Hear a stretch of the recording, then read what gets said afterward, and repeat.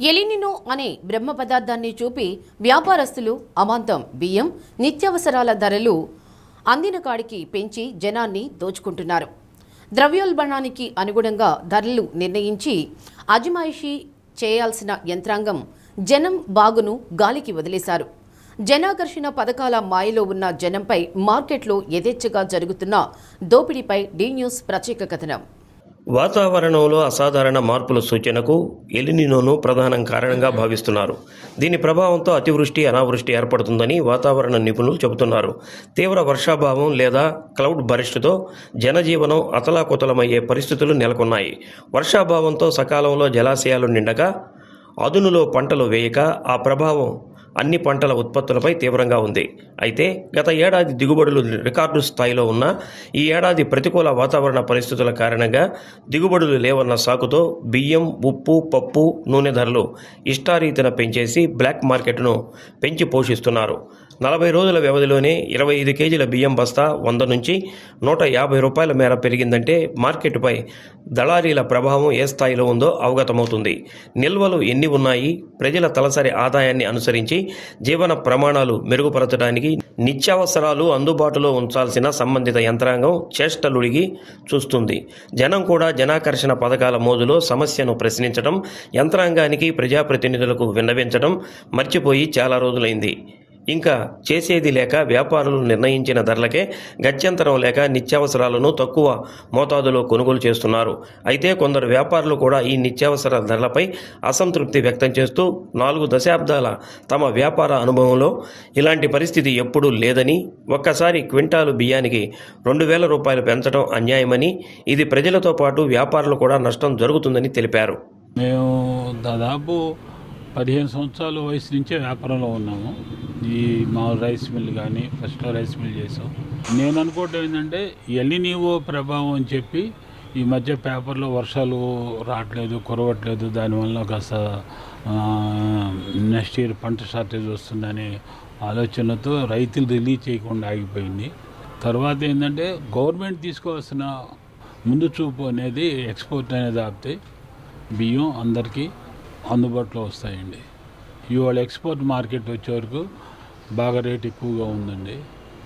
Export పోవటం వల్ల ఇక్కడ లోకల్లో ఈ ఎలినినో ప్రభావం వల్ల రైతులు ఏంటంటే ఎలినినో ప్రభావం నెక్స్ట్ ఇయర్ పంటలు ఉండవు, ఉన్న పంటను జాగ్రత్త చేసుకొని మనం అమ్ముకుంటే డబ్బులు వస్తాయి 4 రోజులు కానీ ఆలోచనతో ఉన్నారు.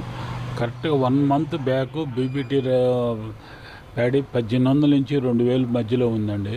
ఇవాళ 2500 నుంచి 2700 మధ్యలో రన్నింగ్ అవుతుందండి. మొన్న నవంబర్, డిసెంబర్లో కానీ జనవరిలో కానీ మన జిల్లాలో కాకుండా టోటల్ భారతదేశం మొత్తం పంటలు బాగున్నాయండి. భారతదేశం మొత్తం ధాన్యం పంట, అన్ని రకాల పంటలు అద్భుతంగా పండినాయి. మనకి 1 సంవత్సరం భారతదేశంలో పంట పుష్కలంగా పండితే ఒక 2-3 ఏళ్ళు తిన్నా కూడా సరిపోతాయండి. 2-3 ఏళ్ళు తిన్నా కూడా. కానీ ఇప్పుడు ఈ ఎక్స్పోర్ట్ ఒకటి అవటంలో అనూహ్యంగా ఈ ఎలినినో ప్రభావం అని చెప్పి పేపర్లో రావటం, యుద్ధం ఉంటే వీటి మీద ఆయిల్స్ కానీ, పెట్రోల్ కానీ, డీజిల్ కానీ, ఇంపోర్టెడ్ సరుకుల మీద రేట్లు పెరుగుతాయి కానీ మన ప్రొడక్షన్కి ఎందుకు పెరుగుతుంది? మరోవైపు పశ్చిమాసియాలో కొనసాగుతున్న యుద్ధాల కారణంగా దిగుమతులపై ప్రభావం చూపి కొన్ని అపరాలు, ఆయిల్ ధరలు అమాంతరం పెరిగాయి. పెంచిన పెట్రో ఉత్పత్తుల ధరలతో రవాణా వ్యయం పెరిగి ఆ ప్రభావం ధరల మీద పడిందని మార్కెట్ వర్గాలు అంటున్నాయి. దీనికి తోడు జలాశయాలు కనిష్ట స్థాయికి పడిపోవడం, సమయానికి నీటి విడుదల జరగకపోవడం, అదనులో సాగు ప్రారంభించకపోవడం తదితర అంశాలతో రైతుల పరిస్థితి దయనీయంగా మారింది. ఈ నేపథ్యంలో జనాకర్షణ పథకాలకు లక్షల కోట్లు వెచ్చించే కేంద్ర రాష్ట్ర ప్రభుత్వాలు ధరల స్థిరీకరణ నిధి ద్వారా మార్కెట్లో జోక్యం చేసుకుని ధరలు తగ్గించేందుకు ప్రయత్నం చేయాలని ప్రజలు కోరుకుంటున్నారు. మామూలుగా అయితే బియ్యం 1100, 1000, 1100 అలా ఉండేది. ఇప్పుడు 1200, 1300, 1350 అలా నడుస్తూ ఉంది. రోజువారీ వాడుకునే నిత్యావసర సరుకులు కూడా రేట్లు పెరిగిపోతూ ఉంటే ఎలా గడుస్తూ ప్రజలకి చాలా ఇబ్బందిగా ఉంటుంది కదండి. మామూలుగా అయితే బాగా ఇబ్బందిగా ఉంటుంది. దీనికి ప్రత్యామ్నాయంగా వేరేవి తీసుకోవాలన్నా కూడా అలవాటు పడిపోయిన భోజనానికి కదా అలవాటు, అన్నానికి మనం ఎక్కువగా అలవాటు పడిపోయాం కదండి. వేరేవి తినాలన్నా కూడా ఇబ్బందిగా అనిపిస్తుంది. ఈ రేట్లు ఒక చోట కాకుండా వేరే, అంటే ఒక్కొక్క బ్రాండ్ దగ్గర ఒక్కొక్క రేట్లు ఎక్కువగానే పెరిగిపోతూ ఉన్నాయి. ఒక్కొక్కరు అయితే 300 పెంచేశారు, ఒక్కొక్కరు వాళ్ళు అమ్ముకునే దాన్ని బట్టి ఒకళ్ళు 200 పెంచారు, ఒక్కొక్కరు 250, 300, 350 పెరిగిన రేట్లు కూడా ఉన్నాయి. మేము వేరే వేరే కొట్లు చూస్తూ ఉన్నాం అనమాట, ఎక్కడ తక్కువగా ఉన్నాయి, ఎక్కడ అవైలబిలిటీగా ఉందని. దాన్ని బట్టి ఇంకా మన ప్రభుత్వం ఏమైనా చర్యలు తీసుకోగలిగితే బాగుంటుంది. పాలకులు ఎవరైనా అమ్మబోతే అడవి కొనబోతే కొరవి చందంగా ఏ పంటకు కూడా అమ్ముదామంటే గిట్టుబాటు ధరలు లేక ఆవేదన చెందుతున్నామని, ఆ ఉత్పత్తులనే కొనుగోలు చేద్దామంటే ధరలు దడ పుట్టిస్తున్నాయని రైతులు ఆవేదన వ్యక్తం చేస్తున్నారు. కనపర్తి ఆయకట్టులో పండించిన ధాన్యానికి 90 కిలోల బస్తా 1500 రూపాయలకు కొనుగోలు చేశారని, తీరా ఇప్పుడు 25 కిలోల బియ్యం 1350 నుంచి 1600 వరకు అమ్ముతున్నారని అన్నారు. ఉత్పత్తిదారుడికి వినియోగదారుడికి నష్టం కలుగుతూ దళారీ వ్యవస్థ పాతుకుపోయిందని, దాన్ని అదుపు చేయాల్సిన వ్యవస్థ చోద్యం చూస్తుందని ఆవేదన వ్యక్తం చేశారు. సన్నాలు బియ్యం, బీపీటీలు, రకరకాల బియ్యం సన్నాలే మొత్తం వేస్తుంది. అక్కడ రైతులు కాడ కొంటుంది, వీళ్ళు 1600 బ్రోకర్లు కొంటుంది. ఇప్పుడు మేము కొనబోతే ఆ 1600 2700 పోయింది 50 కేజీల బియ్యం. 76 కేజీలు 1600 పెట్టి డాలర్లు కొండంటే ఆ బియ్యాన్ని మేము కొనాలంటే ఇలా 2700 పోయింది. 76 కేజీలు బస్తా బియ్యం 50 కేజీలు వస్తాయి. ఆ 50 కేజీలు కొనాలంటే 2700 అయింది. గతంలో 1100, 1150 అమ్మేవాళ్ళు. ఇవాళ 1350, 1400, 1500 దాకా ఉండే. వాటిలో గ్రేడ్గా తీసి క్వాలిటీ తీసి అమ్ముతున్నారు వాళ్ళు.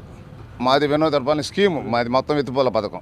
ప్రభుత్వం దయచేసి దృష్టికి తీసుకొని బియ్యాన్ని చాలా తగ్గిస్తే ఎంత తగ్గిస్తే అంత మంచిదండి. అది చాలా పెరిగిపోయినాయి రేట్లన్నీ, నిత్యావసరాలు కూడా పెరిగిపోయినాయి.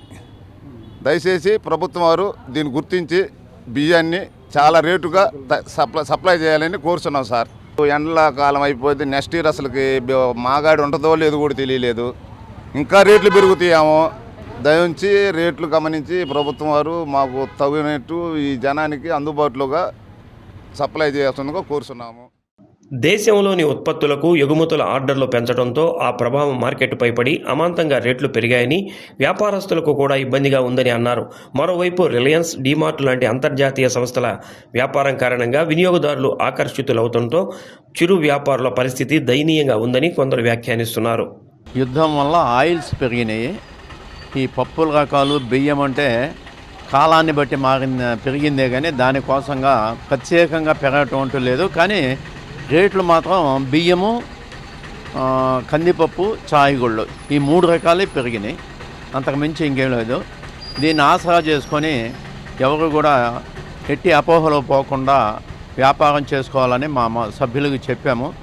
రేట్లు పెరిగినప్పుడు ఎక్కువ ప్రాఫిట్ తీసుకోకుండా పావలా ₹10 ప్రాఫిట్తో తీసుకుని వినియోగదారులకి సహకరించాలని కోరుకున్నాను. ఈ డీమార్ట్ వల్ల వ్యాపారాలు, రిటైల్ షాపులన్నీ చాలా ఇబ్బంది పడుతున్నాయి. దానికి తోడు ఖర్చులకు కూడా రెంటు, శాలరీస్ ఇచ్చేదానికి కూడా ఇబ్బంది పడుతున్నాం రిటైల్ షాపుల వాళ్ళు. ఎందుకంటే దాని ప్రభావం డీమార్ట్ ప్రభావం. డీమార్ట్లో గంట సేపు నిల్చొని ఆ ఏసీలో పోయి వచ్చి క్యూలో 1 గంట నిల్చొని సరుకులు తెచ్చుకుంటున్నారు. కానీ అదే రేటుకి ఇక్కడ మార్కెట్లో ఇస్తున్నా కూడా తీసుకోవటంలా. ఎందువల్ల మాకు అర్థం కావట్లేదు. స్టేట్లో ఉన్న అన్ని డీమార్ట్లకి ఒకేసారి లంసంగా సరుకు కొంటారు. సరుకుని వాళ్ళ ట్రాన్స్పోర్ట్లోనే తెచ్చుకుంటున్నారు కాబట్టి కొద్దిగా డిఫరెన్స్ వస్తుంది. ఫ్యాన్సీ ఐటమ్స్ మాత్రం తక్కువ ఉండటానికి కారణం అదే. అది నేను ఒప్పుకుంటాను. ఈ మిగతా సరుకులు మాత్రం ఏమేమి ఉండవు, సేమ్ రేట్ ఉంటాయి. మా దానికన్నా ఎక్కువ ఒక 5-10 పైసలు పెంచే ఉంటాయి. అయితే ఈ ఫ్యాన్సీ తీసుకున్న తర్వాత మళ్ళీ చిల్లర కొట్టు పోయి కందిపప్పు ఏడ తెచ్చుకుంటాంలేని అక్కడనే తీసుకోవటం వినియోగదారుడికి అలవాటు అయిపోయింది. కారణాలు ఏమైనా అంతిమ లక్ష్యం ప్రజా ప్రయోజనంగా శాసన వ్యవస్థ, పరిపాలనా వ్యవస్థ క్షేత్రస్థాయిలో జనం బాధలను గుర్తించి నిత్యావసరాల ధరలను అందుబాటులో ఉంచేలా చర్యలు చేపట్టాలని ఆశిస్తున్నారు. రైతు బజార్లు, రేషన్ షాపులు, త్వరలో ప్రారంభించబోయే రేషన్ మార్టుల ద్వారా తక్కువ ధరకు నిత్యావసరాలు అందించాలని, అందుకు ప్రత్యేకంగా బడ్జెట్ కేటాయించాలని కోరుతున్నారు.